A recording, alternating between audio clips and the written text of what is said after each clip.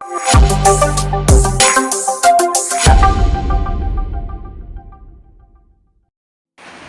Mass മോട്ടോഴ്സിൽ നിന്നാണ്. Hero ഹോണ്ടയുടെ super സ്പ്ലെൻഡറാണ് വണ്ടി.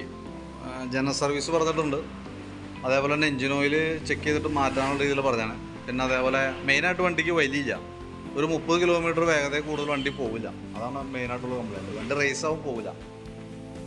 പിന്നെ പൊല്യൂഷൻ ടെസ്റ്റ് ചെയ്ത് പറഞ്ഞിട്ടുണ്ട്. വാട്ടർ സർവീസ് ഒന്നുമില്ല നിലവിൽ. പറഞ്ഞേക്കണ വർക്ക് ഇതാണ്. ജനറൽ സർവീസ്, ഓയിൽ ചെക്ക് ചെയ്തിട്ട് മാറ്റാം, പൊല്യൂഷൻ ടെസ്റ്റ്, വണ്ടി റേസ് ആവുക, മൂവിങ് ഇല്ല. അപ്പോൾ നമ്മൾ വണ്ടി ഓടിച്ച് നോക്കുമ്പോൾ കംപ്ലയിൻറ്റ് കിട്ടി. കാരണം വെച്ചാൽ അത് നമുക്ക് ക്ലച്ച് കേബിളിൻ്റെ കംപ്ലയിൻ്റ് ആണ്. ക്ലച്ച് കേബിള് ഔട്ടർ വലിഞ്ഞിട്ട് ലോഡായിട്ട് നിൽക്കാറുണ്ട്. ലോഡാകുമ്പോൾ സ്വാഭാവികമായിട്ട് നമ്മൾ ക്ലച്ച് പിടിച്ച് വണ്ടി ഓടിച്ചാൽ എങ്ങനെ ഇരിക്കും, അതാണ് ശരിക്കും സംഭവിച്ചാണ് കേസിട്ടാം.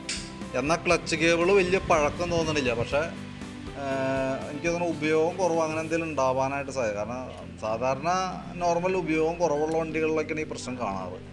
ആ കേബിൾ മാറ്റിയിട്ട് കഴിഞ്ഞാൽ നമുക്കിപ്പോൾ ആ പ്രശ്നം പരിഹരിക്കാം. ഇപ്പോൾ തൽക്കാലം കേബിൾ മാറ്റി കളയാം. പിന്നെ അതേപോലെ തന്നെ എഞ്ചിൻ ഓയിൽ നമ്മൾ അഴിച്ചിട്ടുണ്ട്. ഓയിൽ ഏകദേശം ഈ ഒരു അവസ്ഥയിലേക്ക് എത്തിയിട്ടുണ്ട്. അപ്പോൾ നമ്മൾ എഞ്ചിൻ ഓയിൽ എന്തെങ്കിലും മാറ്റിയിടാം കേട്ടോ. കാരണം എന്താ വെച്ചാൽ നമ്മൾ അതുമേ ഒരു നോക്കണ്ട. കാരണം എന്ന് കഴിഞ്ഞാൽ അത്യാവശ്യം നല്ല രീതിയിൽ തന്നെ ക്ലച്ച് ലോഡായിട്ട് വണ്ടി ഓടിക്കേണ്ടി വരും. തന്നെയല്ല ഓയിൽ നല്ല രീതിയിൽ കളർ വ്യത്യാസം വന്നിട്ടുണ്ട്. അപ്പോൾ നമ്മൾ കൂടുതൽ നമുക്കത് മാറ്റിയിടാം. പിന്നെ സ്പാർക്ക് പ്ലഗൊക്കെ നമ്മളൊന്ന് ക്ലീൻ ചെയ്യാൻ വേണ്ടി അയച്ചാണ്. വലിയ കുഴപ്പമില്ല, നമുക്ക് ക്ലീനാക്കി റീസെറ്റ് ചെയ്യാം. പിന്നെ നമ്മളതിൻ്റെ ബാക്ക് ബ്രേക്കിൻ്റെ ഭാഗം നമ്മൾ ചെക്ക് ചെയ്യാനായിട്ട് അയച്ചിട്ടുണ്ട്. ബ്രേക്ക് ലൈനർ നമുക്ക് കമ്പനി ലൈനർ കിടക്കണേ. നമുക്കൊന്ന് ക്ലീനാക്കി റീസെറ്റ് ചെയ്താൽ മതി. പുതിയ ലൈനറാണ്. അതേപോലെ ബാക്ക് ടയറിൻ്റെ കണ്ടീഷൻ അത്യാവശ്യം ഉപയോഗിക്കാനുണ്ട്. ഹബിനകത്ത് ബ്രേക്ക് ലൈനർ ഉരഞ്ഞിട്ടുള്ള കുറേ പൊടിയും കാര്യങ്ങളൊക്കെ ഉണ്ട്. അപ്പോൾ അതുകൊണ്ട് തന്നെ ബ്രേക്ക് ചവിട്ടുമ്പോൾ ചെറിയൊരു സൗണ്ടൊക്കെ ഉണ്ടാകും. അത് നമുക്കൊന്ന് ക്ലീൻ ചെയ്ത് റീസെറ്റ് ചെയ്യാം. ചെയിൻ ചെറുതായിട്ട് ലൂസ് ഉണ്ട്, അതൊക്കെ ഒന്ന് ടൈറ്റ് ചെയ്തിടാം. എയർ ഫിൽട്ടർ ചെക്ക് ചെയ്തിരുന്നു, ഒന്ന് ക്ലീൻ ചെയ്ത് കയറ്റിയാൽ മതി. പേപ്പർ ടൈപ്പ് ഫിൽട്ടർ ആയതുകൊണ്ട് തന്നെ നമുക്ക് എയർ അടിച്ച് ക്ലീൻ ആക്കി എടുക്കാം. മാറ്റേണ്ട ഒരു പീരീഡ് ഒന്നും ആയിട്ടില്ല. അപ്പം പിന്നെയുള്ളത് ഞാൻ പറഞ്ഞ പോലെ ക്ലച്ചിൻ്റെ പ്രശ്നമാണ്. അത് നമ്മളൊന്ന് ക്ലിയർ ചെയ്യുന്നുണ്ട്. പിന്നെ സ്വിച്ച് ഐറ്റംസൊക്കെ നമ്മളൊന്ന് ലൂബ്രിക്കേറ്റ് ചെയ്ത് റെഡിയാക്കിയിടുന്നുണ്ട്. നമ്മൾ ബാക്ക് വീല് സെറ്റ് ചെയ്തതിന് ശേഷം ഫ്രണ്ടും കൂടി ഒന്ന് ക്ലീൻ ചെയ്ത് റീസെറ്റ് ചെയ്യുന്നുണ്ട് കേട്ടോ. ഫ്രണ്ട് ടയറായാലും അത്യാവശ്യം കുഴപ്പമൊന്നുമില്ല, നല്ല ടയറാണ്.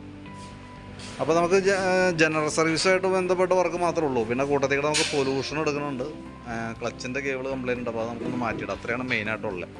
പിന്നെ അതിൻ്റെ ഇൻഡിക്കേറ്റർ ഫ്രണ്ടിലത്തെ ഈ റൈറ്റ് സൈഡ് ഫ്രണ്ടിലത്തെ ഇൻഡിക്കേറ്റർ ഒടിഞ്ഞ് കിടക്കുന്നുണ്ട്. ഇതുണ്ട.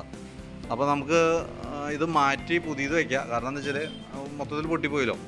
പക്ഷേ നമുക്കതിൻ്റെ പ്രോബ്ലം എന്ന് വെച്ചാൽ ഇത് നമുക്ക് ഈ മോഡൽ സെയിം ഒറിജിനൽ പാർട്സ് വന്നില്ല. കമ്പനി പാർട്സ് ഓൾറെഡി നമുക്കത് ബ്ലോക്ക് ആയേക്കാണ്. കാരണം എന്ന് വെച്ചാൽ അത് പഴയ മോഡലായതുകൊണ്ട് ഹീറോ ഹോണ്ടയുടെ പാർട്സുകൾ ഇപ്പോൾ നിലവിൽ അവൈലബിൾ അല്ല. ഇപ്പോൾ നിലവിൽ ഹീറോ എന്ന് പറഞ്ഞ കമ്പനിയുടെ പാർട്സുകളാണ് കിട്ടുള്ളൂ.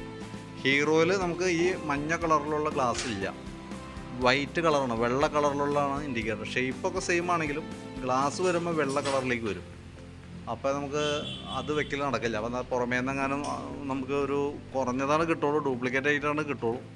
തൽക്കാലം അത് മേടിച്ച് വെക്കാനാണ് ഓപ്ഷൻ ഉള്ളൂ. കാരണം എന്താ വെച്ചാൽ അതല്ലെങ്കിൽ പിന്നെ നമ്മൾ ഇൻഡിക്കേറ്ററിലെല്ലാം തന്നെ മാറ്റേണ്ടി വരും. തൽക്കാലം അതോടെ മേടിച്ച് സെറ്റ് ചെയ്യാം.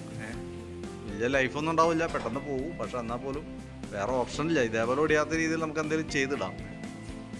അപ്പോൾ ഞാൻ അതിൻ്റെ ഏകദേശം ഒരു എസ്റ്റിമേറ്റ് നോക്കിയിട്ട് അതിൻ്റെ ഡീറ്റെയിൽസ് ഒന്ന് വാട്സാപ്പിലേക്ക് ഇട്ടേക്കാം. അതായത് നമുക്ക് മാറ്റേണ്ടി വന്നപ്പോൾ അങ്ങനെ ഇൻഡിക്കേറ്ററിൻ്റെ പറഞ്ഞാൽ അത് ചെയ്യാം. പിന്നെ അതേപോലെ തന്നെ എഞ്ചിൻ ഓയിൽ മാറ്റാം, ക്ലച്ച് കേബിൾ മാറ്റാം, പൊല്യൂഷൻ ടെസ്റ്റ് എടുക്കുക, ജനറൽ സർവീസ്, അതെല്ലാം ഉൾപ്പെടുത്തി ഞാൻ ഏകദേശം ഒരു എസ്റ്റിമേറ്റ് നോക്കിയിട്ടേ അതിൻ്റെ ഡീറ്റെയിൽസ് എത്ര വരുമെന്ന് നോക്കിയിട്ട് എമൗണ്ട് വാട്സാപ്പിലേക്ക് ഒന്ന് ഇട്ടേക്കാം. അപ്പോൾ വീഡിയോ കണ്ടപ്പോൾ നോക്കിയിട്ടൊന്ന് റിപ്ലൈ ഇടാം. കാരണം നമുക്ക് റിപ്ലൈ കിട്ടിയ കാലമാണ് ബാക്കിയത്തെ വർക്ക് കണ്ടിന്യൂ ചെയ്യാൻ പറ്റുള്ളൂ. അപ്പോൾ ഡീറ്റെയിൽസ് വാട്സാപ്പിലേക്ക് ഒന്ന് സെൻഡ് ചെയ്തിട്ടേക്കാം. വണ്ടി വൈകിട്ടത്തേക്ക് എടുക്കാവുന്ന രീതിയിലാണ് നമ്മൾ ചെയ്തുകൊണ്ടിരിക്കുന്നത്. ഏകദേശം നമുക്കൊരു 5-6 മണിക്കുള്ളിൽ എടുക്കാനായിട്ട് പറ്റും കേട്ടോ. നോക്കിയിട്ടൊന്ന് പറഞ്ഞാൽ മതി. ഓക്കെ.